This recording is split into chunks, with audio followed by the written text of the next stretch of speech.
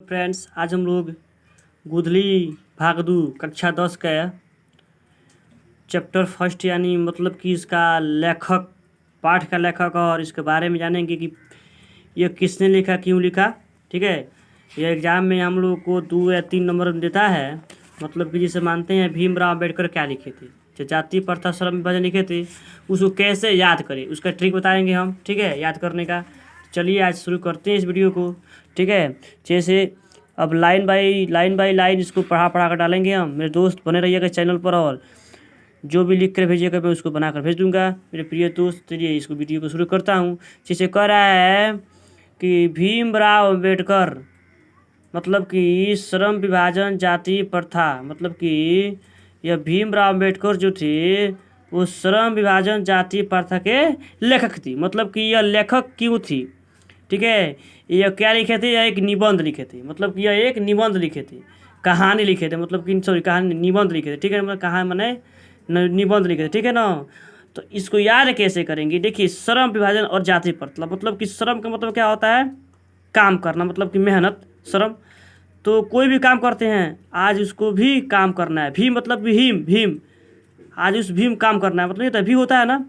इसलिए श्रम भी यानी मतलब कि उसको किसी भी काम में हम लोग भीम लाते हैं। इसलिए हम लोग श्रम विभाजन जाति प्रथा के लेखक भीमराव अम्बेडकर थे। ठीक है, उसके बाद हम दे रहा है कि 20 के दांत, ये क्या एक कहानी है। 20 के दांत क्या एक कहानी है। 20 का दांत एक क्या है, कहानी है। इस कहानी को किसने लिखा था, नलिनी बिलोचन शर्मा ने लिखा था। ठीक है, तो इसको कैसे याद करेंगे, जैसे मानते हैं नाला देखा है, नाला जो गांव वगैरह में निकलता है, जो देहात वगैरह में निकलता है नाला, यानी शहर वगैरह में, उसमें बहुत कीड़े मकोड़े होते हैं। मतलब कि वो नाले में बहुत कीड़े विष के समान होते हैं। इसलिए उन्होंने क्या किया, नलिनी बिलोचन शर्मा क्या किए, विष के दांत के रूप में उसको पहचाने, मतलब कि कहानी को लिखे। ठीक है, तो याद रखिएगा कि नाला यानी मतलब कि विष के दांत, यानी बहुत विष होता है, बहुत बिख होता है ना। विष यानी मतलब दांत तो मानते हैं कि विष के दांत, यानी मतलब कि कोई भी कीड़े मकोड़े होते हैं उनके ऊपर क्या होता है, बहुत बिख होता है। ठीक है, इस नलिनी बिलोचन शर्मा विष के दांत ये क्या लिखे थे, कहानी लिखे थे। तो कोई एग्जाम में देता है विष के दांत के कहानी के लेखक कौन है, विष के दांत के कहानी के लेखक कौन है, तो कह देंगे कौन है, नलिनी बिलोचन शर्मा। ओके, ठीक है। अब दे रहा है कि मैक्स मूलर, यानी मैक्स मूलर का मतलब कि यह मैक्स मूलर जो थे भारत से हम क्या सीखे, एक भाषण लिखे थे।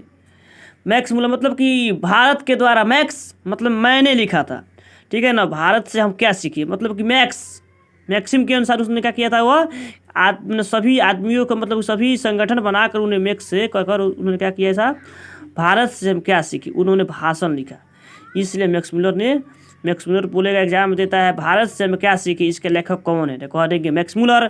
अगर कह देगा कि भारत से हम क्या सीखे, इसका लेखक कौन है, मैक्स मूलर, और कोई कह देगा मैक्स मूलर क्या लिखे थे, मैक्स मूलर भाषण क्या लिखे थे, कहेंगे भारत से हमें क्या सीखे। अगर कहता है हजारी प्रसाद द्विवेदी यह नाखून क्यों बढ़ते हैं, एक निबंध लिखे थे, यह एक ललित निबंध, मतलब कि अच्छा निबंध लिखे थे। ठीक है, दे रहा है कि हजारी प्रसाद द्विवेदी नाखून क्यों बढ़ते हैं उन्होंने लिखा था।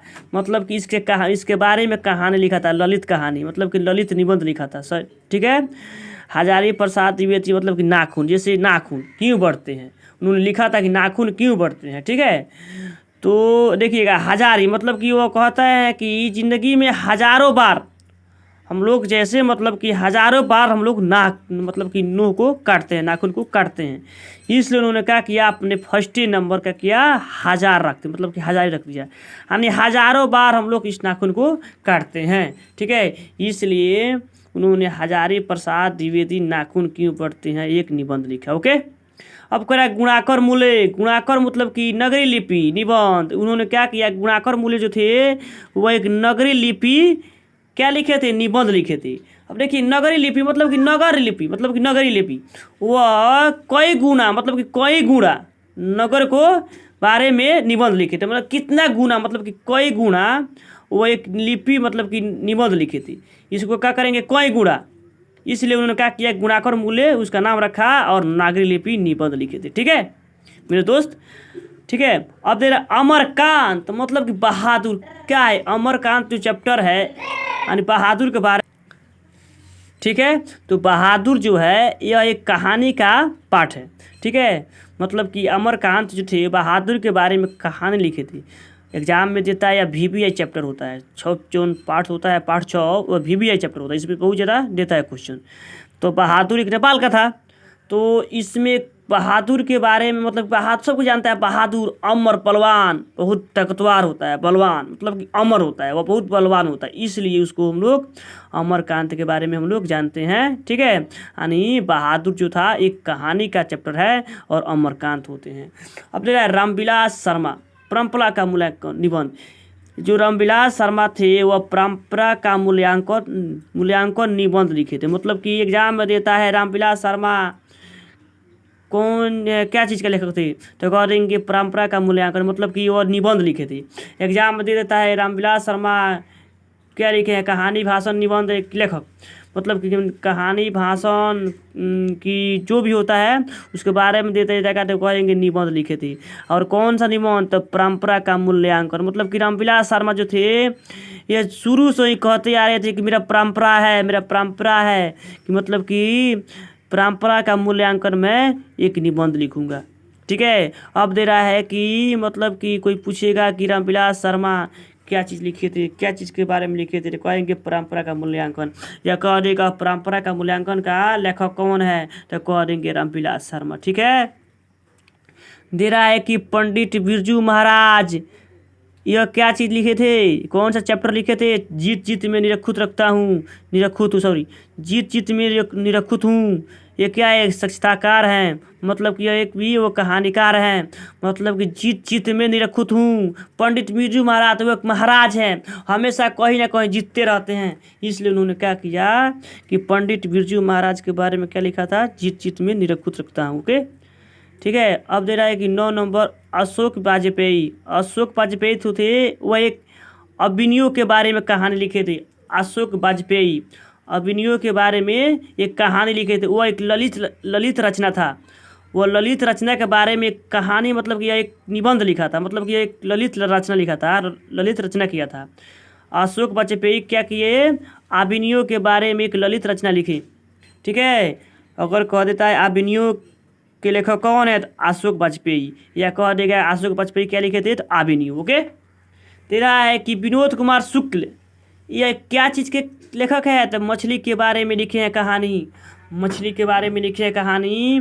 जो विनोद कुमार शुक्ल थे वह एक मछली के बारे में कहानी लिखे थे, इसलिए उन्होंने क्या किया कि विनोद कुमार शुक्ल को मछली के बारे में उन्होंने कहानी का पाठ लिखने को दिया, ठीक है। तेरा है कि यतीन्द्र मिश्र नौबत खाने में मैं इबादत रखता हूँ, यह एक व्यक्ति चित्र है। उन्होंने क्या किया, यतीन्द्र मिश्र को बोला कि नौबत खाने में इबादत रखता हूँ। एग्जाम देता है कि नौबत खाने में इबादत हूँ, इसका लेखक कौन है, यतीन्द्र मिश्र। चाहे दे देगा कि यतीन्द्र मिश्र क्या लिखे थे, तो कह देंगे नौबत खाने में इबादत। या कहेगा महात्मा गांधी क्या लिखे थे, तो कहेंगे शिक्षा और संस्कृति। यानी का महात्मा गांधी जो थे वो शिक्षा और संस्कृति के बारे में एक क्या किए थे, एक पाठ लिखे थे, ठीक है मेरे दोस्त। तो महात्मा गांधी शिक्षा और संस्कृति के क्या थे, लेखक थे। उन्होंने शिक्षा और शास्त्र के बारे में बताया है, ठीक है। इसको मेरे दोस्त प्लीज़ मेरे दोस्त इसको याद कर लेना, क्योंकि इसमें से पूछता है 3 नंबर या 2 नंबर का पूछता है। जो काव्य खंड है इसको अगले वीडियो में बनाकर डालूंगा, ठीक है। आज इतना ही मेरा रहता है वीडियो, ठीक है। इसके लिए मेरा धन्यवाद, आप लोग के लिए धन्यवाद, ओके, थैंक यू।